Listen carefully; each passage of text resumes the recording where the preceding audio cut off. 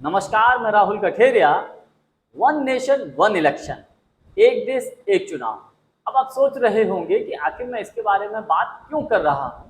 तो मामला ये है कि पूर्व राष्ट्रपति श्री रामनाथ कोविंद जी को मोदी सरकार ने एक समिति बनाई है, उसका अध्यक्ष बनाया है। और इस समिति का काम ये होगा कि क्या इस वक्त हमारे देश में लोकसभा और राज्यसभा के चुनाव एक साथ कराए जा सकते हैं। इसके बारे में ये समिति अपनी रिपोर्ट पेश करेगी प्रधानमंत्री मोदी जी की सरकार को। वन नेशन वन इलेक्शन का सीधा सा मतलब यही है कि पूरे देश में लोकसभा और देश के अलग अलग राज्यों के विधानसभा चुनाव एक साथ कराए जाएं।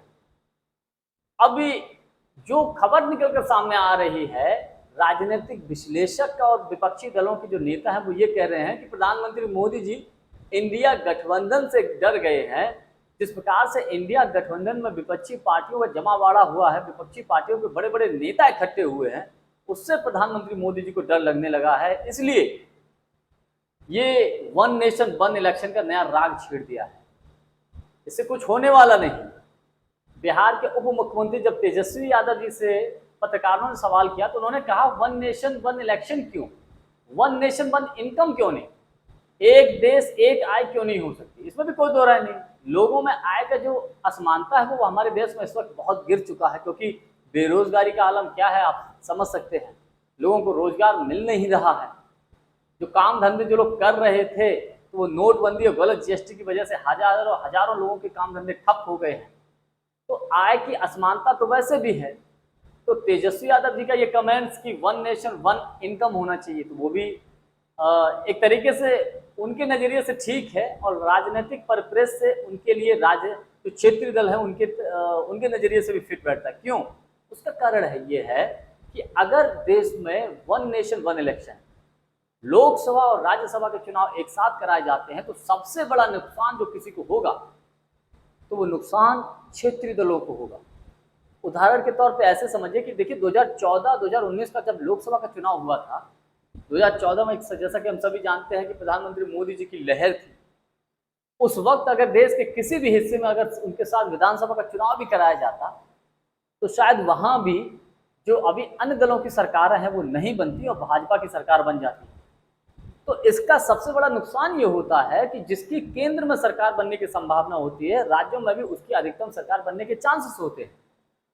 तो क्षेत्रीय दलों को इसका सबसे बड़ा नुकसान होता है। लेकिन मोदी सरकार या कुछ राजनीतिक विश्लेषक तर्क ये भी देते हैं कि वन नेशन वन इलेक्शन से होगा क्या कि जो अलग अलग समय पर हर साल जो अलग अलग राज्यों में विधानसभा के चुनाव होते हैं, उन चुनावों में जो खर्चा होता है वो खर्चा बच जाएगा। हजारों करोड़ों का जो खर्चा होता है वो बचेगा। जो फोर्स होते हैं एक तरफ से दूसरी तरफ फोर्स को भेजना पड़ता है बार बार, वो भागदौड़ बचेगी।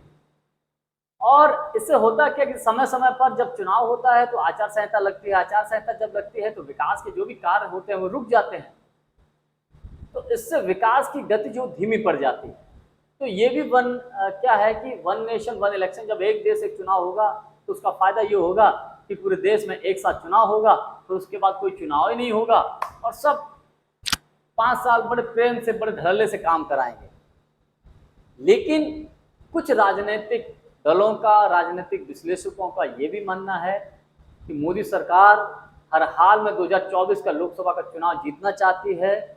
इंडिया गठबंधन जिस प्रकार से बनता जा रहा है, इसका कारवां जिस प्रकार से बढ़ता जा रहा है, मोदी जी को इसका बहुत अधिक खतरा महसूस होने लगा है कि इसी प्रकार से अगर ये गठबंधन चलता रहा तो 2024 में बीजेपी हार सकती है। और इसका परिणाम ये हो सकता है कि 2024 में समय से पहले लोकसभा के चुनाव हो जाए, ऐसा भी हो सकता है। और इसका इशारा किया है नीतीश कुमार जी ने। इंडिया गठबंधन की मीटिंग के बाद जब नीतीश कुमार जी से पत्रकारों ने बात की तो उन्होंने इस बात को कहा कि हो सकता है कि इनको डर इतना लग गया है इंडिया गठबंधन का कि समय से पहले चुनाव करा दें। तो वन नेशन वन इलेक्शन, एक देश एक चुनाव पर चर्चा चल रही है और इसके लिए सरकार ने संसद का विशेष सत्र बुलाया है 4-5 दिनों के लिए।